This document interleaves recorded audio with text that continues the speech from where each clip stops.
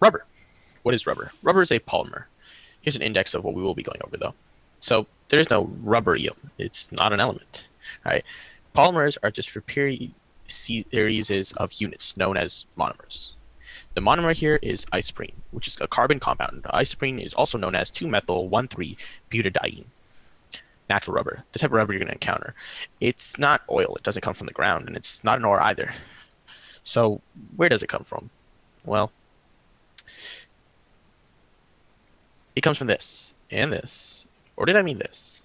There's a lot of names for it depending on who you ask, but it has come to be known as the rubber tree. But there is no rubber fruit. It's under the bark lies a sap-like substance known as latex, which is meant to protect against insects. Let's get into the history of rubber. The earliest known use of rubber dates to the Mesoamerican people in 1600 BC. The Olmec, a group of Central American people in 1400 who lived from 1400 to 400 BC, used it. It is said that they made it into rubber balls, to which they played a game called poke de poke. They would throw the ball in the air and then they would hit it back and forth using their hips. And later versions even added a hoop which they had to hit it through.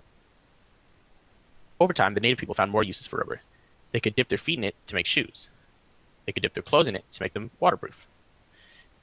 After Christopher Columbus discovered America, many explorers followed in his footsteps and found natives with their rubber and eagerly brought it back to Europe. Rubber, just like anything else in high demand at the time, had its own dark ages, which led to many human rights violations. In 1839, Charles Goodyear revolutionized rubber forever with the creation of a process known as vulcanization. Goodyear had been experimenting with rubber for a while. Notably, he tried a nitric acid treatment process, and the Goodyear, like the tires, the treatment process. And he wanted to create a rubber that was resistant to heat and did not become sticky. Yet this treated rubber with nitric acid could not withstand extreme heat. Later, he worked with Hayward and eventually bought Hayward's process of treating rubber with sulfur so it loses its adhesion. And then on that one fateful day in 1839, Goodyear dropped some rubber that had been mixed with sulfur onto the stove and discovered the process of vulcanization. Vulcanization changed the properties of rubber. Rubber is usually sticky when warm and brittle when cold, but vulcanization solved that. As you can see here, rubber has long polymers, but after vulcanization, they are connected together and hold together better, making the rubber stiffer and more durable. In 1887, Dunlop inflated a rubber hose around a tire for his wheels. Around the wheel of his Sun cycle, creating the first tire. Tires became very popular because of cars, and because of the rising cars, rubber became a necessity for normal life. World War II came along, and because of the war, rubber could no longer be imported. Thus, the race to create the first synthetic rubber became popular. Supposedly, though, Hoffman and a team of German scientists actually created the first synthetic rubber back in 1909. The types of rubber. The two types are natural and synthetic. Also, note down that elastomers are high viscosity, high elasticity substances with weak intermolecular forces and are great for creating seals. Natural rubber. Styrene butadiene rubber.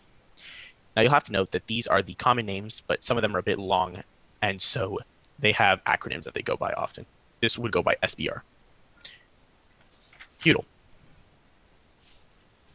Nitrile. Neoprene.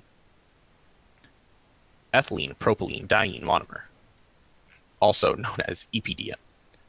Silicone, like the Kardashians. Viton. Polyurethane. And hydrogenated nitrile. The uses for rubber. Rubber has plenty of uses. Tires, automobile padding, airbags, flooring, gaskets, erasers, balls, literally anything waterproof. The list goes on. The qualities that put rubber ahead of other compounds are its temperature regulation, its pressure regulation, shock absorption, vibration protection, resistance to harmful chemicals and solvents, and its friction resistance. Rubber and the environment. There's good news and there's bad news. Bad news is millions of tires sit in landfills. Tires currently make up a huge portion of microplastics found in the environment. Tires have had no real redesign since they were created, so we don't really have an alternative. The good news is we're getting way better at dealing with this. Reuse of tires is at an all-time high. Also, given proper resources and proper factories, natural rubber is completely recyclable. The efficiency of tires is so great. Because of the traction rubber provides, it has saved countless lives. So, what does this mean?